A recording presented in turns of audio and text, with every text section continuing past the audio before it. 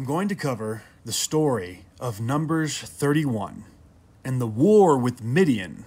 But first, in the spirit of staying faithful to the historical just war theory, I need to articulate real quick an important distinction in just war theory, which is the distinction between the justification for the cause of war and the justification for the conduct utilized while in that war.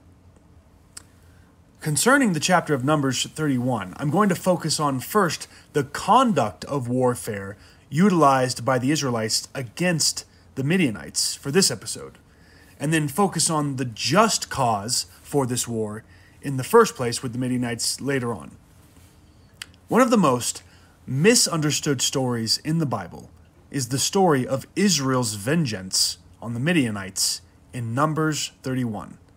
And the chapter starts off with God telling Moses to take vengeance against the Midianites for evils they had done in earlier chapters. And Moses commands his generals to mobilize the troops and attack. And when the Israeli army conducts their warfare against Midian, they do it in such a way that they killed all the adult men in battle, but spared the women and the children. They also took kinds of flocks, cattle, and spoil and plunder, and then burned the encampment. But once the armies returned with the prisoners of war and the plunder, Numbers 31 says that Moses angrily met them and told them they should have killed even the women, that they should have killed all the women. And once he chastises them for having not done that, he tells them to kill all the young boys and all the adult women, and to only spare the young women who were virgins. And after that, they begin to divide the captives and spoil amongst the land of Israel. Now, this particular chapter has been the most used by atheists and those who are hostile to the Bible as an example of how God and Israel were unjust and immoral for their conduct towards the Midianites, specifically against the women and children. And if their interpretations of this chapter were accurate, I think they would be right. But the problem is that their interpretations are not only wrong, but they are the complete opposite of what the text actually says. What is really shocking is that the church has accepted these false interpretations against what the text actually says and put themselves in a weak, defensive position where atheists love to attack and Christians themselves are even ashamed of. Look at this interaction between Christian and Professor Dr. McLatchie and atheist cosmic skeptic, whose real name is Alex, when this very topic was brought up in a debate they had, and Alex used it as an attack against Christianity. I'm not asking you to describe slavery, I'm asking you to offer a moral judgment upon it. Do you think it's morally permissible for anybody, even if it is a voluntary service contract, to beat their slave with a rod and specifically not be punished if they get up after recovering after a few days, recovery implying that they have been physically harmed? But you understand the point that I'm making, that they were not supposed to cause permanent bodily harm. Even so, and I still don't know if that is entirely reliable, because you could just as easily make the case that they were talking specifically about the bodily parts you're mentioning because they're particularly important to certain areas of life. Even if it was just somebody's arm being broken, I still think that that's morally indefensible. Yeah, I would say that that would be morally indefensible, which is why they would lose the slave if they caused permanent bodily harm, such as someone's arm being broken. But they are not to be punished if the slave gets up after recovering from the beating with a rod. The word punish there in Hebrew means punishment by death. So they get the death penalty. If they kill the slave, they get the death penalty. Okay, what about Numbers 31? Yeah. I don't want to run out of time here. I'm sure you're familiar. Actually, I don't know where we are on time. About 30 seconds. Yeah. Okay, we'll try it for 30 seconds. Numbers 31, of course, in fact, I'll just quote it. Moses instructs the following they're attacking the Midianites and essentially committing a genocide against the Midianites. And Moses instructs his combatants, "Now kill all the boys and kill every woman who has slept with a man, but save for yourselves every girl who has never slept with a man." Now, I'm not entirely sure what a bunch of aggressive males could want with a bunch of virgin girls. I'll leave that up to the imagination of the audience. But to me, this seems not just slavery in terms of like a voluntary service contract, this seems a fairly grotesque form of sexual slavery being quite clearly advocated here. Even in the course of war, I don't think that's acceptable. 1 minute to respond. Okay, so this is in number 31, and so on the issue of the killing, so there's a whole range of moral arguments that we need to get into on genocide. I understand. Yeah. So and on whether it's always wrong to kill innocent people, for example. So I'm not convinced that it's always wrong to kill innocent people. And me neither. But it's always wrong to keep them the same. And I also think, in terms of killing innocent people, I think it's difficult to make moral judgments on an omniscient being who has access to things that can happen in the future as consequences. Right. Maybe we could just put it up to a divine mystery why the moral creator of the universe would allow people to take sex slaves. But I don't think that's really convincing me. Yeah, I confess I do struggle with this text, so I don't know the answer to that question. But I think it's one of the more difficult. I'm glad, because I've seen so many people try to defend it. I really like that answer.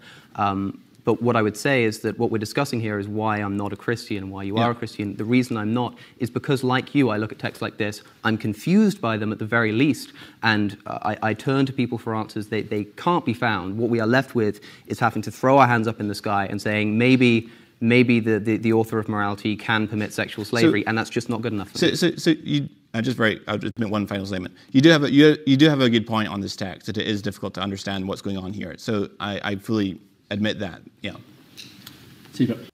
Now, Dr. McLatchie, in the beginning of the interaction about slavery, was doing a good job holding his ground when Alex was trying to say that slavery in the Bible was immoral.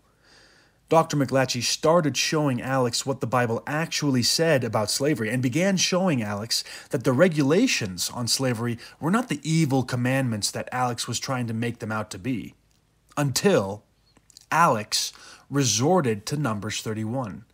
And once he invoked this story, Dr. McLatchie began to retreat. Now, Dr. McLatchie meant well, and he put up a good fight to that point. And I feel a little bad for him because he had a moment of vulnerability on this passage and stated that he just didn't know the answer and admitted that he also struggled with Numbers 31.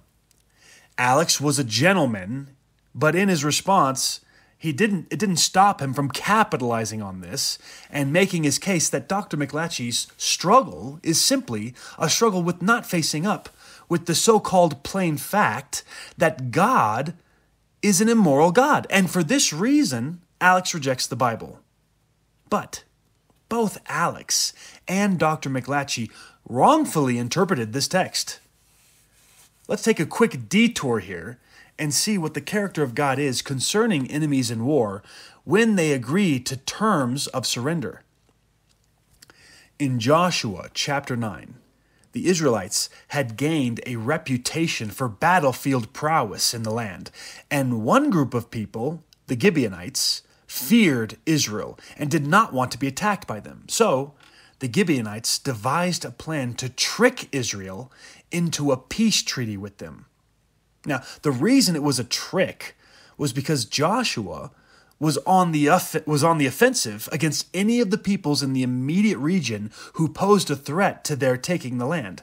And the Gibeonites were a people who lived close enough to qualify as being part of that threat. But the Gibeonites themselves, they presented themselves as a people who lived far away. And for this reason, Joshua let his guard down and formed a peace treaty with them. Now, Joshua had good reason to be suspicious of the local peoples of Canaan, and he was hesitant at first to make a treaty with the envoy from the Gibeonites because of the possibility that the Gibeonites lived close enough to be a threat. But the Gibeonites eventually convinced Joshua and the other leaders to make the covenant of peace and let them live. The Bible says Israel did this peace treaty with the Gibeonites without counseling the Lord first.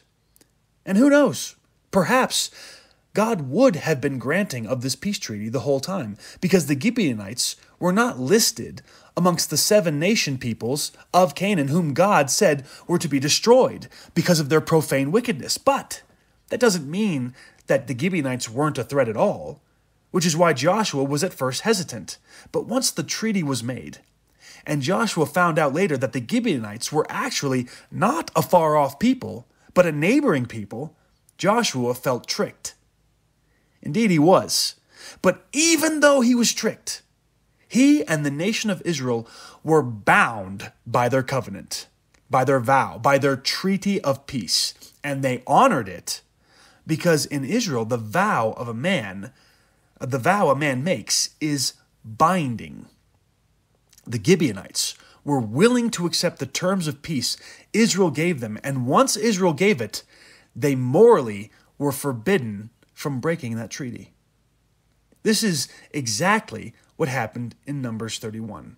After the nation of Israel attacked the Midianites, the generals and commanders took the women and children as prisoners of war. Now, just because they were prisoners of war does not necessarily mean they made a peace treaty with them. I grant that. But it does seem to go against the grain to usher these non-combatants back to Israel under the premise that they will be spared and integrated into the nation of Israel, only to turn around at the last minute and slaughter them. After the women and children were collected at the camp, it was no longer a battle zone or a hot zone. So the Israelites had killed these women and children outside the context of a military attack. This was not a military mission against the enemy. This was an unrighteous slaughter of people who did not deserve to die. And the reason they didn't deserve to die is because God never commanded it. In fact, God commanded that the women and children should be spared. This is a fact that for some reason, everyone covering this chapter consistently ignores.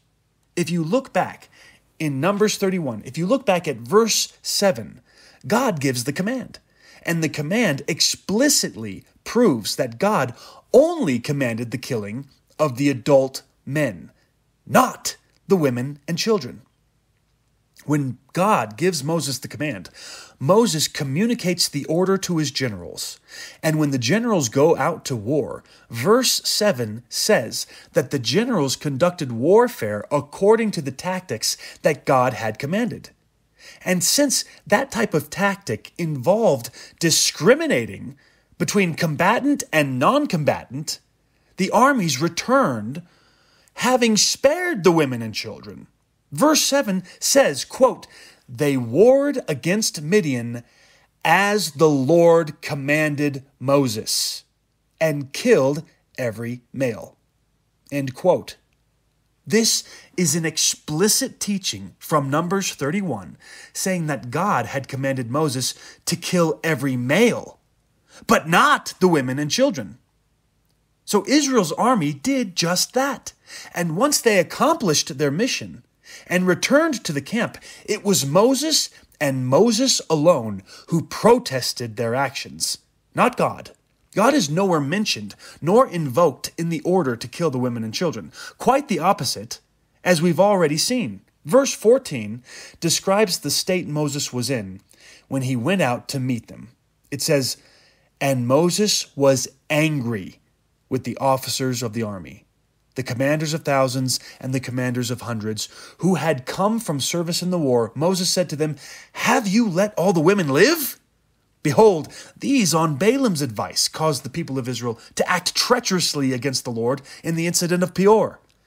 Now therefore, kill every male among the little ones, and kill every woman who has known man by lying with him. But all the young girls who have not known man by lying with him, keep alive for yourselves." You see, Moses went out, it says, in anger. And in his rashness, he took matters into his own hands and exercised his office of authority in a way that was counter to what God had commanded. And again, I stress, we know it was against what God commanded because we know that the warfare conducted by the army was in such a way as to spare the women and children. And we know, verse 7 describes Israel's army conducted warfare, quote, "as the Lord commanded." As the Lord commanded Moses. So Moses in his anger, is defying God's command with his own command to kill the women and children. Now, I am not denying the inerrancy of Scripture when I'm showing you this. After all, this chapter is in the literary style of the historical narrative, where it is describing what happened. And the Bible does describe in other places where Moses used his authority to defy God in sin. Because this wasn't the only time Moses has done this. Moses had a history of exercising his office of authority in a way that was contrary to God's commandments, such as at the waters of Meribah in Numbers chapter 20, where God commanded Moses to speak to the rock in front of the people in order to start the flow of drinking water.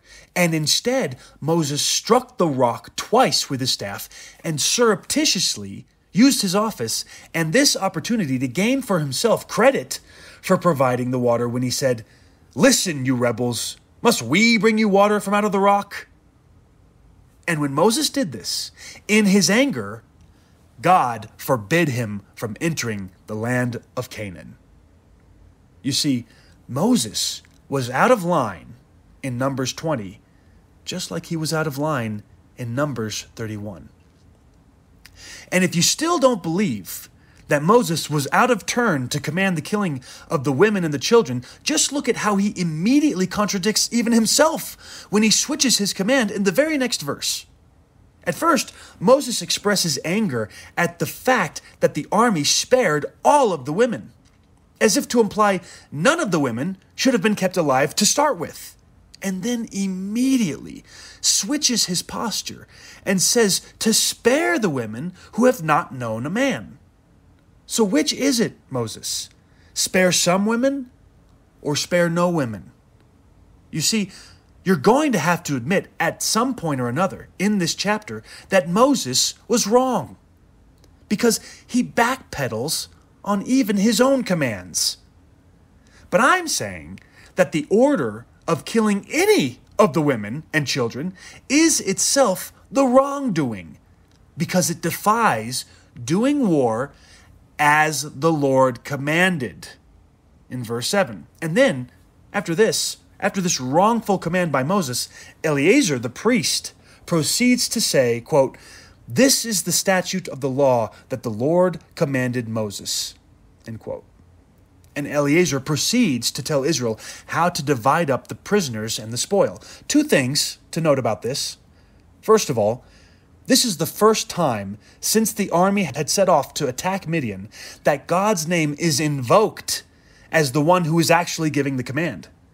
God's name and command was completely absent from Moses shouting out cavalier instructions in his anger.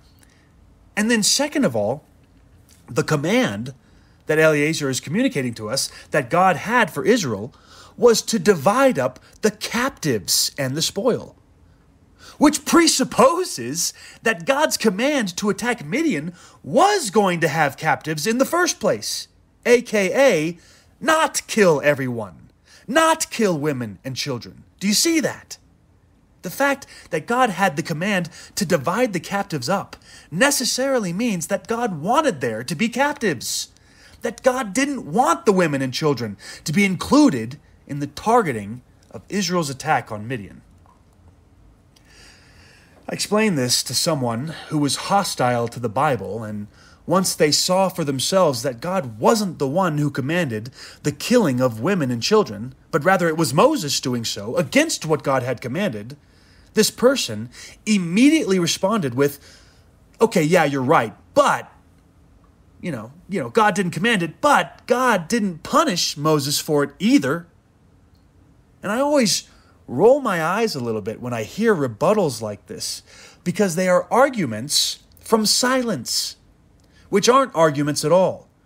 They're special pleading. I could just as easily refute that statement by saying that Scripture also doesn't say that God didn't punish Moses for it.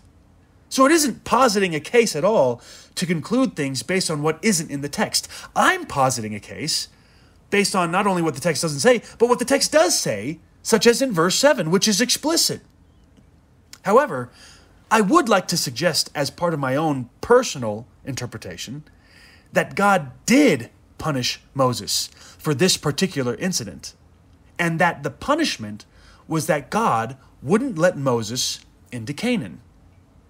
Now, you may be wondering what I mean when I say that, because I had just told you that God in Numbers 20 already had forbidden Moses from entering Canaan due to the waters of Meribah incident in Numbers 20, not for what happened in Numbers 31.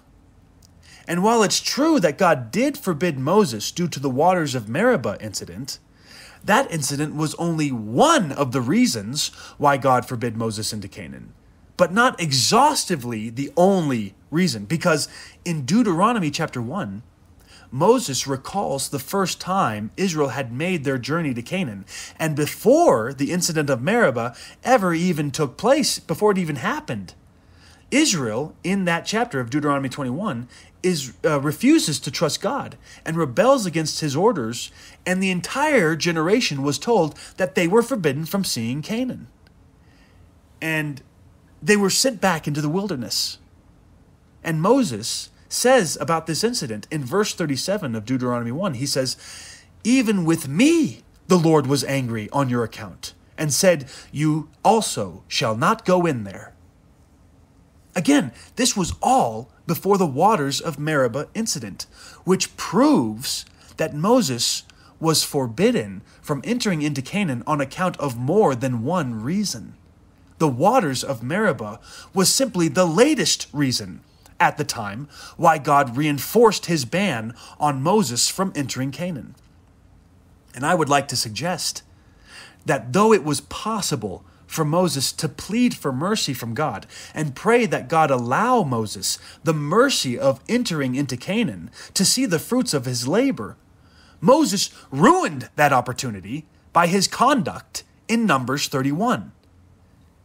Keep in mind, the battle with the Midianites in Numbers 31 was the very last battle that Moses was in command of the army.